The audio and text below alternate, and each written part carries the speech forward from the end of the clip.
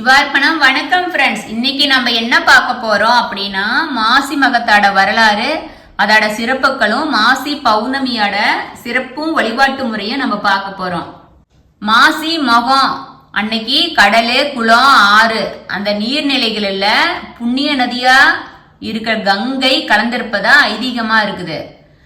மாசி மகத்தன்னைக்கு நம்ம புனித நீராடணும்னா நம்மளோட 7 ஜென்ம பாவங்கள் அடியோட போகும் அப்படிங்கறத ஐதீகமா இருக்குது. மாசி நட்சத்திரத்துக்கு அதிபதியா நவகிரகங்கள்ல நிழல் கிரகமா இருக்கிற கேது பகவான் தான் அதுக்கு அதிபதியா இருக்கிறாரு. இவர் ஞானத்தையும் மோட்சத்தையும் நமக்கு அதிகமா தர்றவரு, மிகப்பெரிய செல்வத்தையும் நமக்கு அள்ளித்தரும் வல்லரா இருக்கிறாரு. இப்படி பல புண்ணியமான அம்சங்களை கொண்ட நம்ம மாசி மாதத்துல கேதுவாட நட்சத்திரமா இருக்கிற மக நட்சத்திரத்துல சந்திரனும் சேர்ந்து வர தினத்துல இருக்கிற மாசி பௌர்ணமி அன்னைக்கு பூரண சந்திரனா அமையிற நாளுதான் மாசி பௌர்ணமி. கும்பராசியில சூரியன் இருக்கும்போது சிம்மத்துல சந்திரனும் குரு பகவானும் சேர்ந்து இருந்தாங்கன்னா அது மகாமகன்னு சொல்லுவோம். அந்த மகாமகம் 12 வருஷத்துக்கு ஒரு முறைதான் வரும். மாசி மகத்தன்னைக்கு விரதம் இருக்கிறோன்னு விரும்புறவீங்க காலையில நேரமா எந்திரிச்சு உங்க ஊருக்கு பக்கத்துல இருக்கிற புண்ணிய தீர்த்தங்கள்ல நீராடி சிவ சிந்தனையாட நீங்க சிவன் கோயிலுக்கு போய் சிவபெருமான தரிசனம் செய்யணும். வருண பகவானுக்கு பிரம்மகத்தி தோஷம் பிடிச்சிருந்துச்சு. அதனால அவர் என்ன பண்றாரு, கடல்லையே அடியிலேயே மூழ்கியே இருந்தாரு, வெளியிலேயே வராத. அவருக்கு அந்த தோஷத்துல இருந்து விலகணும் அப்படின்னு சொல்லிட்டு சிவபெருமான மனம் முருகி வழிபாடு பண்ணிட்டு இருக்கிறாரு.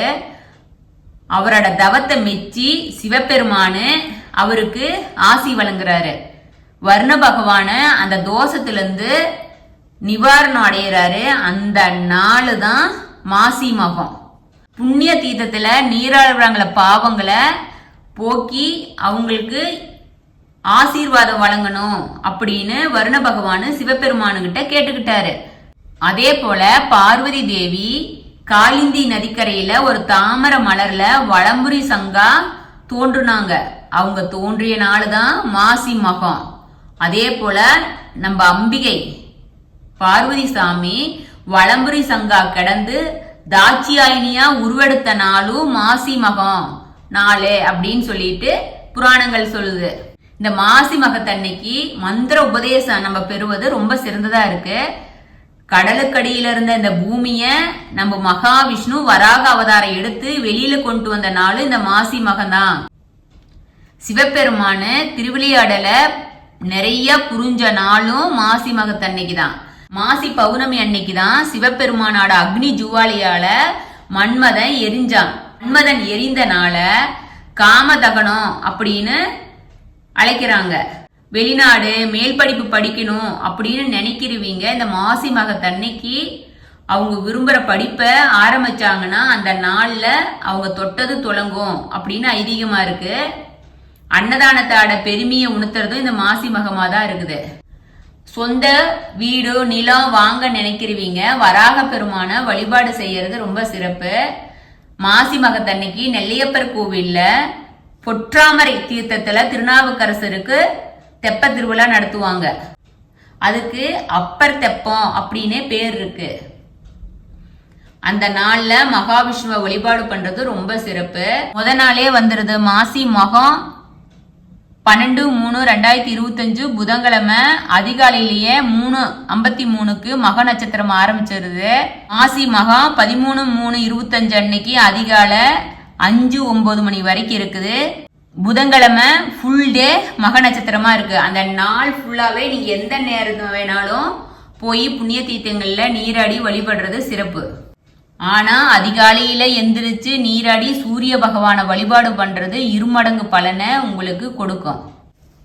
பித்ருக்களுக்கு தர்ப்பணம் செய்யறவங்க எப்பவுமே 12 மணிக்கு முன்னாடி தர்ப்பணம் கொடுக்கறதுனா கொடுத்துடணும், அதுதான் சிறப்பு.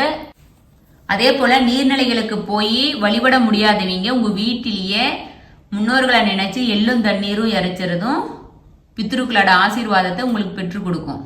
13/3/2025 வியாழக்கிழமை காலையில 11:40க்கு தான் ஆரம்பிக்குது. 14ஆம் தேதி வெள்ளிக்கிழமை பகல் 12:57 வரைக்கும் இருக்குது. மாசி பௌர்ணமி எப்போதுமே மாசி பௌர்ணமியும் மாசி மகமும் சேர்ந்து வரும். இந்த வருடம் ஒரு நாள் முன்னாடியே மாசி மகம் வந்துருது. மாசி பௌர்ணமி அன்னைக்கு ரெகுலரா நீங்க செய்யற பூஜைய பண்ணனாவே சிறப்பு. வீட்டில் தீபம் ஏற்றி வழிபாடு பண்ணுங்க. குலதெய்வ கோயிலுக்கு போயிட்டு உங்களால முடிஞ்ச அளவுக்கு சாமிக்கு அபிஷேக பொருள் வாங்கி கொடுங்க. இல்லாட்டி நீங்களே அபிஷேகம் பண்றதுனாலும் பண்ணலாம், அது உங்களோட சூழ்நிலையை பொறுத்து. சத்யநாராயணா பூஜை கோயில நடந்துச்சுன்னா கலந்துக்குங்க. அப்படி இல்லைன்னா வீட்டில் குத்து விளக்கேற்றி தீபம் வழிபாடு பண்ணுங்க. இந்த மாசி மாத பௌர்ணமி திருவண்ணாமலையை கிரிவலம் வர்றது அவ்வளோ சிறப்பு மிக்கதா இருக்குது. வண்டுகள் எல்லாம் மொத்தமா இந்த மாசி பௌர்ணமி அன்னைக்கு வண்டுகள் திருவண்ணாமலையை கிரிவலம் வரும்னு சொல்லி இருக்காங்க. அந்த வண்டுகள் கிரிவலம் வர்றத பார்த்தா அவங்களோட கருமாக்கள் அப்படியே ஒரு நொடி பொழுதுல தொலைஞ்சு போயிரும் அப்படிங்கறத ஐதீகமா இருக்குது. எல்லா துறையில இருக்கிறவங்களும் மாசி பௌர்ணமி அன்னைக்கு கிரிவலம் வந்து வழிபாடு பண்ணோம்னா சிவபெருமானோட ஆசீர்வாதத்தை கிடைக்கும். வருஷத்துல 12 மாசம் பௌர்ணமி வந்தாலும் இந்த மாசி பௌர்ணமி அவ்வளவு சிறப்பு மிக்கதா இருக்குது. கணவனை மனைவிய பிரிஞ்சு வாழ்றவங்க இந்த மாசி பௌர்ணமி அன்னைக்கு சிவபெருமானையும் அம்பாலையும் வழிபாடு பண்ணீங்கன்னா கணவன் மனைவிக்குள்ள இருக்கிற குடும்ப பிரச்சனை தீர்ந்து குடும்பத்துல ஒற்றுமை ஏற்படும். இந்த மாசி மக பௌர்ணமியில சிவபெருமான விஷ்ணு முருகனை வழிபாடு பண்றது, அபிஷேக ஆராதனை பண்றது ரொம்ப சிறப்பு.